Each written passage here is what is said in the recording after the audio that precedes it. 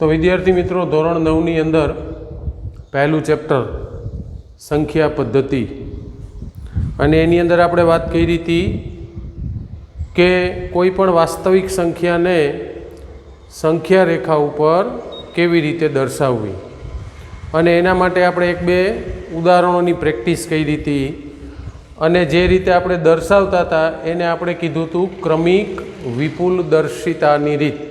ક્રમિક વિપુલ દર્શિતાની રીત એટલે ક્રમિક જ્યાં પણ સંખ્યા આવેલી હોય તે બે સંખ્યાઓ વચ્ચેના 10 ભાગ પછીના પાછા 10 ભાગ એના 10 ભાગ એમ ક્રમશઃ આપણે એને 10માં ભાગમાં જેટલા દશાંશ ચિહ્ન પછી જેટલા અંકો હોય એટલી વખત 10મો ભાગ કરી અને એને આપણે છે એ વિપુલ એટલે કે મોટું કરીને જોતા જઈએ અને આ રીતે સંખ્યા રેખાની અંદર આપણે દર્શાવીએ એવા ઉદાહરણની આપણે વાત કરી હતી। એક બે ઉદાહરણ મેં તમારી સમક્ષ ગણ્યા હતા।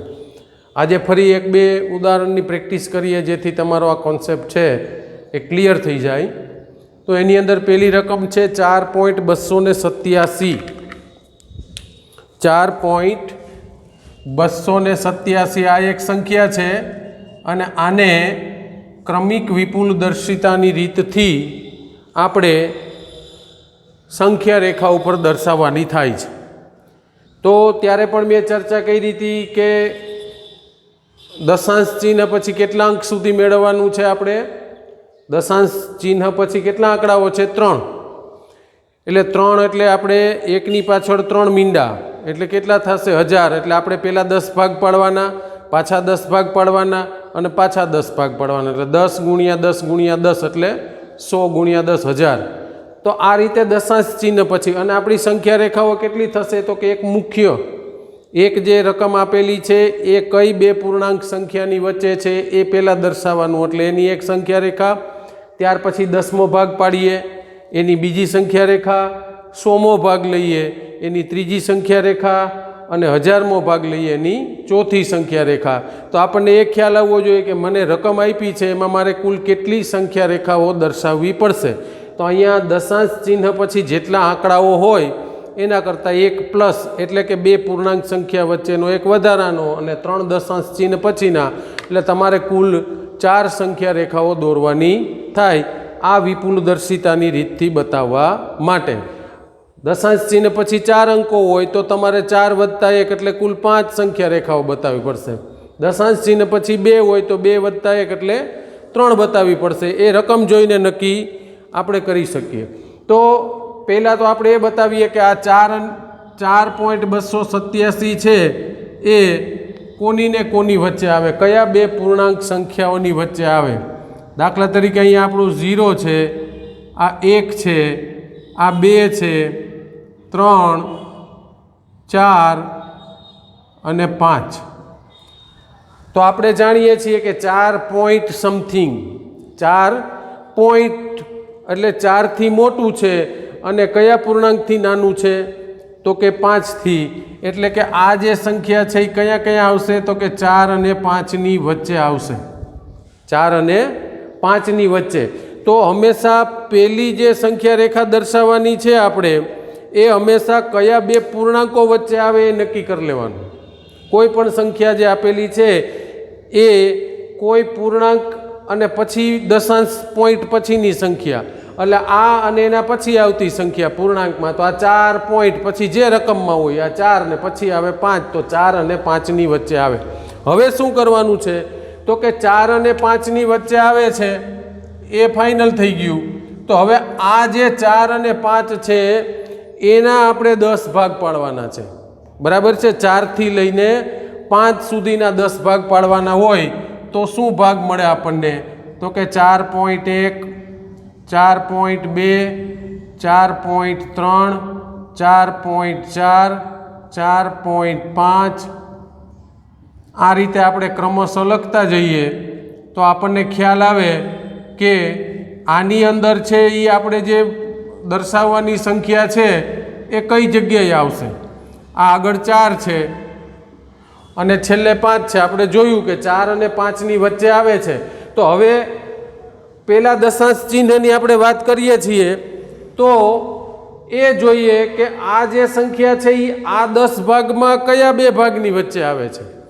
તો અહીંયા આપણે જોઈ શકીએ કે 4.2 બરાબર 4.2 અને પછી પાછળ 28 આઠડો છે એટલે 4.28. એનો મતલબ શું થાય તો કે આ 4.2 અને આ 4.3 આ બંનેની વચ્ચે આ સંખ્યા આવે. બરાબર છે. આ 4.2 અને 4.3 એના પછીનો પૂર્ણાંક થઈ જાય, કારણ કે આપણે 4.2 પછી દશાંશ ચિહ્ન પછી આંકડો છે 8 અને 7, પણ એને પૂર્ણાંકની અંદર જોઈએ તો 4.2 અને 4.3 ની વચ્ચે. તો આપણે ફરી પાછી છે અહીંયા સંખ્યા રેખા બતાવવી પડશે અને એની અંદર બાકીનો જે ભાગ છે એને આપણે એમ જ બતાવી દઈએ 0 1 2 3 4. પછી જે 10 ભાગ કર્યા એ 10 ભાગને આપણે અહીંયા બતાવવાના રહેશે. કયા ભાગ છે તો કે 4.1 4.2 4.3 4.4 4.5 4.6 4.7 4.8 4.9 અને 5. એને આપણે આ રીતે પણ લખી શકીએ કે 5.0. તો હવે આપણી જે સંખ્યા છે એ કોની કોની વચ્ચે આવે છે તો કે 4.2 અને 4.3. આની વચ્ચે આપણી પાસે આવશે 4.287. હજી એક્ઝેક્ટ નથી, કઈ જગ્યાએ એક્ઝેક્ટ સંખ્યા છે ત્યાં સુધી આપણે નથી ગયા. હજી આપણે પહેલા દશાંશ સ્થળ સુધીની વાત કરી છે કે 4.2 અને 4.3 ની વચ્ચે છે એ આપણું 4.287 આવશે. બરાબર.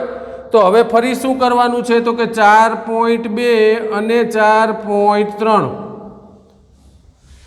બીજા દશાંશ સ્થળ સુધી જાય. તો પહેલા 10 ભાગ પડ્યા, હવે પાછા 10 ભાગ એટલે કે 100.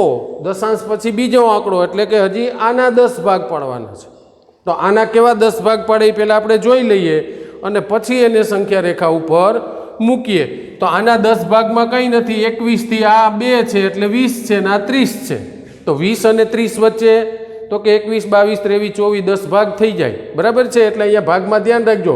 જો આ 40 અને 50 હતા, 4 અને 5, પણ આપણે એને પોઈન્ટ પછી શૂન્ય મૂકો તો ઇટ્સ નોર્મલ, એમાં કોઈ પ્રોબ્લેમ નથી. પોઈન્ટ પછી સીધું 4 મૂકો કે 4.0, બેયની કિંમત એક છે.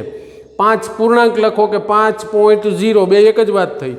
તો સમજો કે આ 40 થઈ ગયા અને આ 50 થઈ ગયા. તો 40 ને 50 ની વચ્ચે શું આવે તો કે 41 42. તો આપણે એમ જ ભાગ પાડીએ છીએ, પણ 4.0 છે એટલે આ બધા 1 2 3 પોઈન્ટ પછી આવે.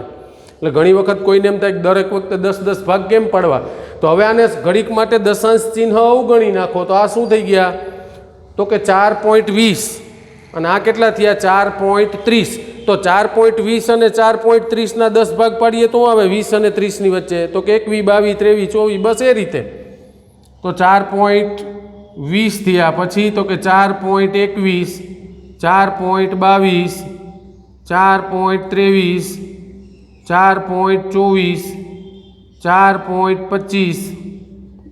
સેમ આ રીતે જે આપણે સંખ્યાઓ લખીએ છીએ પણ પોઈન્ટ સાથેની લખવાની છે. બરાબર છે. વચ્ચે પોઈન્ટ રાખીને લખો એટલે તમને ખ્યાલ આવે કે મારે કયા 10 ભાગ પાડવાના છે. તો આ 20 અને 30 ની વચ્ચે ભાગ પાડી દીધા 21 થી લઈને. બરાબર છે. હવે આપણે જોઈએ કે આપણી સંખ્યા ક્યાં આવે છે.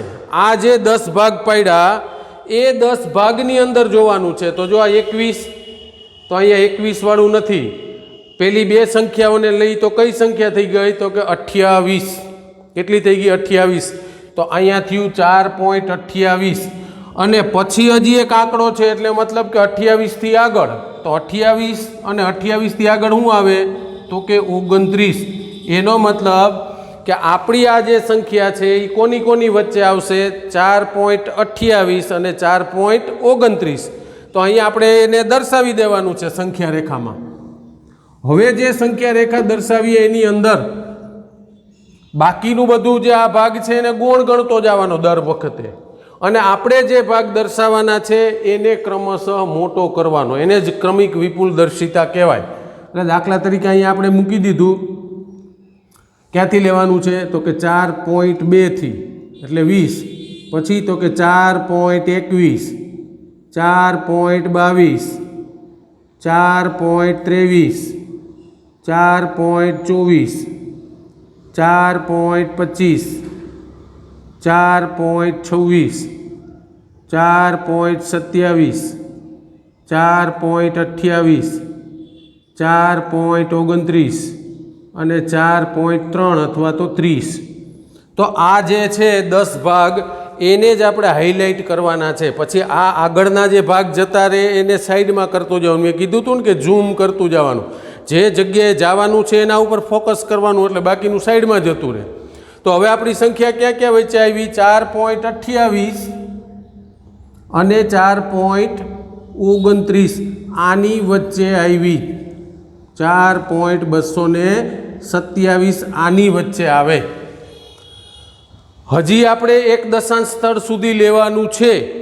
એનો મતલબ કે આપણી જે સંખ્યા છે એ કોની કોની વચ્ચે છે? 4.28 અને 4.29.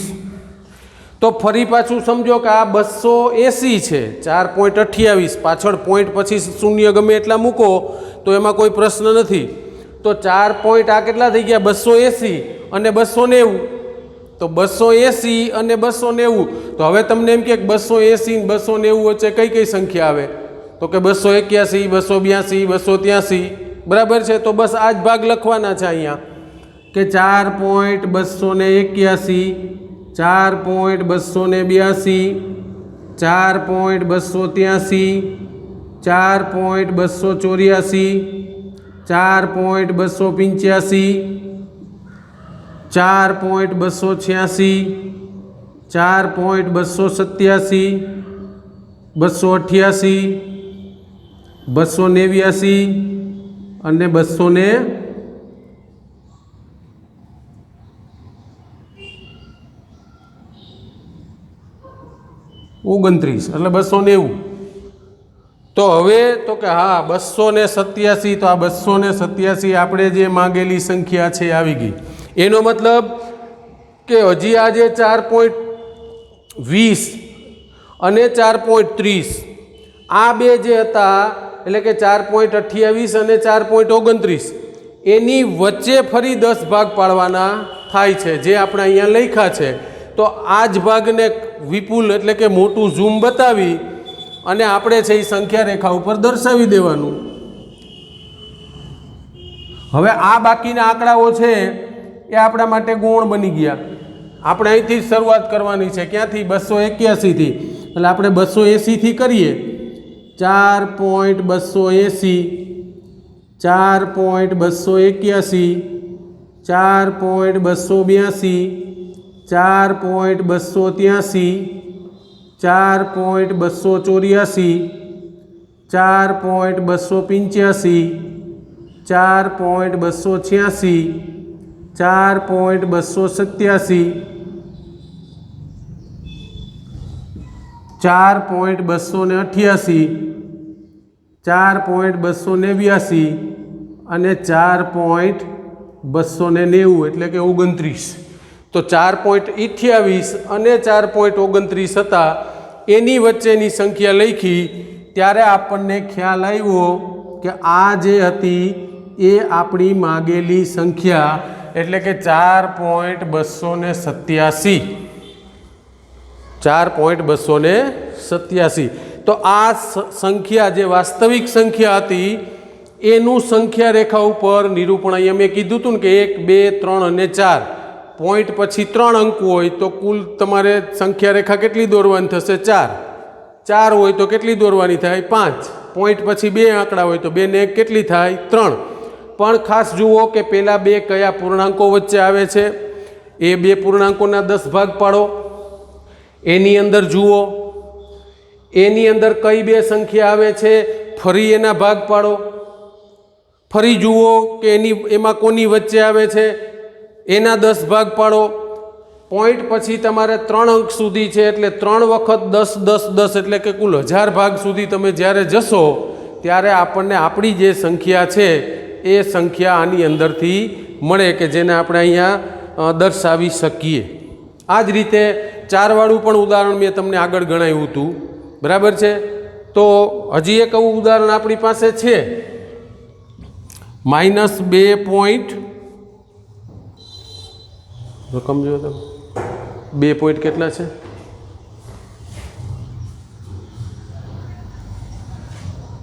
ઉપર આ સાઈડ 372.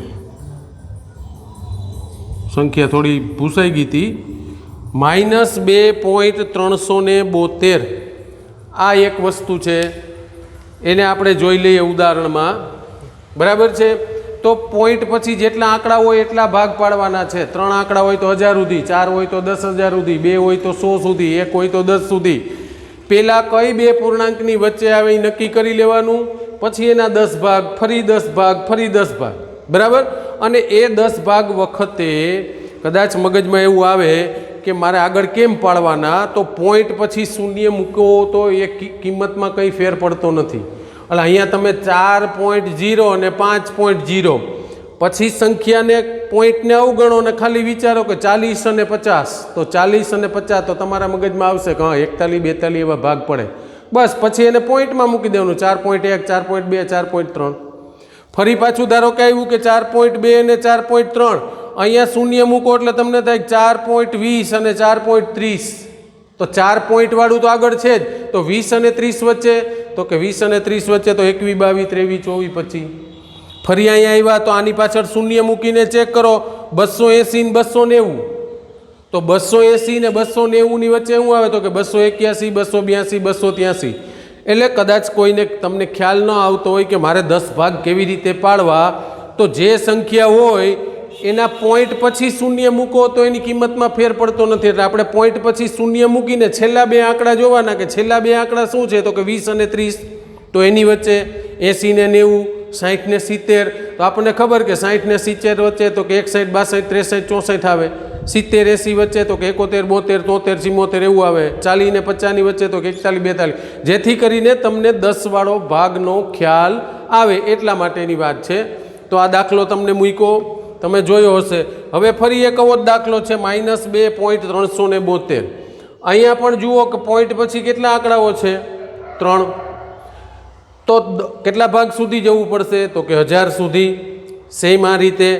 અને એક પૂર્ણાંકનો એટલે કુલ સંખ્યા રેખા કેટલી થશે, તો કે પોઈન્ટ પછી 3 આંકડા, 3 હોય તો 3 ને 1 4, તો કુલ આવી રીતે 4 સંખ્યા રેખા દર્શાવવાની થશે, બરાબર છે. હું તમને એના ભાગ કઈ રીતે પડે છે એ અહીંયા દર્શાવી દઉં છું, પછી તમે હોમવર્કની અંદર એને કઈ રીતે સંખ્યા રેખા દોરીને દર્શાવવો એના ભાગ એ તમારે હોમવર્કમાં કરવાનું છે. તો અહીંયા આપણે જોઈ લઈએ એને કે સંખ્યા છે -2.372. તો તમને ખ્યાલ છે માઇનસ, તો એનાથી કંઈ બીજું પ્રશ્ન નથી, આપણો માઇનસ છે તો આપણે માઇનસની બાજુ જવાનું. આપણને ખ્યાલ છે કે માઇનસ છે તો 0ની ડાબી બાજુ માઇનસ સંખ્યાઓ હોય, જમણી બાજુ પ્લસ સંખ્યાઓ હોય.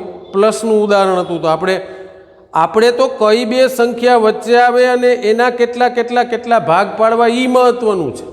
પ્લસ માઇનસ વાળું જે આપ્યું, હવે ધારો કે અહીંયા માઇનસ વાળું આપ્યું છે, તો આપણે જે સંખ્યા રેખા દોરીએ એમાં જમણી બાજુના ભાગનું આપણે કંઈ કામ નથી.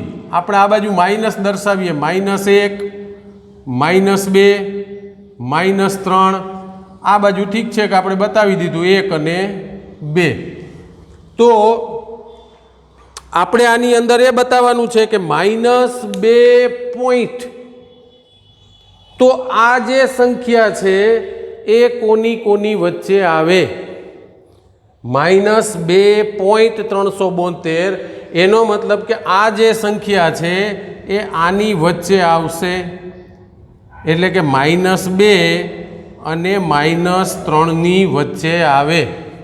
આ તો આપણે અહીંથી જોઈ શકીએ છીએ કે -2 પોઈન્ટ એટલે -2 થી કંઈક મોટું છે એટલે કે -3 બાજુ જઈએ છીએ। -3 પૂરો નથી, એનો મતલબ કે -2 અને -3 ની વચ્ચે જઈએ। હવે તો કે હવે આના 10 ભાગ પાડવાના છે, આને દર્શાવવાનું તો આપણે આગળ જોઈ ગયા। હવે તો કે -2 અને -3 ની વચ્ચે દર્શાવવાનું છે, તો તમે દર્શાવો -2.1। ફક્ત અહીંયા માઇનસની નિશાની જોતી જવાની છે। -2.2, -2.3, -2.4, -2.5, -2.6, -2.7, -2.8, -2.9 અને -3 એને -3.0 પણ લખી શકાય। અહીંયા આવશે -2 અને આપણે બતાવ્યો 0, એટલે પોઈન્ટ પછી 0 લખીએ તો કોઈ પ્રશ્ન આવતો નથી। તો હવે આપણે જોવાનું છે કે -2.372 આ સંખ્યા ક્યાં આવે છે? આ -2 વાળું તો છે જ, તો કે -1 તો કે ના, અહીંયા 3 છે, તો અહીંયા 3 આવ્યા। 3 પછી આંકડાઓ છે પણ 4 પૂરા થતા નથી, એનો મતલબ કે પોઈન્ટ પછી 3 એટલે કે 2.3 છે। અને 2.3 પછી જો પૂર્ણાંકમાં જઈએ તો શું મળે આપણને? તો કે 2.4। એનો મતલબ કે આપણી જે સંખ્યા છે એ -2.3 અને 2.4 ની વચ્ચે આવે। -2.3 અને -2.4 ની વચ્ચે આવે। બસ હવે આપણે એ જોઈ લીધું। હવે આપણને ખ્યાલ છે કે -2.3 અને -2.4 તો આના 10 ભાગ પાડવાના છે। મેં તમને કીધું કે અહીંયા પાછળ શૂન્યની કલ્પના કરી લ્યો, તો આ 2 30 થયા અને આ કેટલા થયા? 40। પાછળ શૂન્ય મૂકો, એમાં કંઈ કિંમતમાં ફેર ન પડે। તો 30 અને 40 આ -2 પોઈન્ટની આગળ એ તો સમાન છે, એટલે એના વિશે વિચારો। હવે એટલું વિચારવાનું કે 30 અને 40, તો 30 ને 40 ની વચ્ચે 10 ભાગ પાડીએ કઈ સંખ્યા આવે? તો 31, 32, 33, તો બસ આ જ ભાગ પાડવાના છે। -2.31, -2.32, -2.33, -2.34, -2.35, -2.36, -2.37, આ રીતે તમારે છે એ 10 ભાગ પાડવાના છે। મેં તમને કીધું એ રીતે કે ભાઈ પાછળની જે સંખ્યા છે જેની વચ્ચે આવ્યું એમાં પછી શૂન્ય છેલ્લે મૂકો તો કિંમતમાં કોઈ ફેર પડતો નથી। હવે ફરી પાછું જોવાનું કે શું કિંમત છે? તો કે 2.3, તો હવે અહીંયા બધી 2.3 વાળી જ રકમ છે, બધામાં 2.333। હવે તો કે બીજો આંકડો જોવાનો। બીજો આંકડો શું છે? તો કે 7। શું છે? 7। 2.37, એનો મતલબ કે આ 2.37 હજી એક આંકડો છે પણ 2.38 પૂરું નથી। એનો મતલબ કે આપણને જે સંખ્યા છે આપણી માંગેલી એ 2.37 અને 2.38 ની વચ્ચે મળે।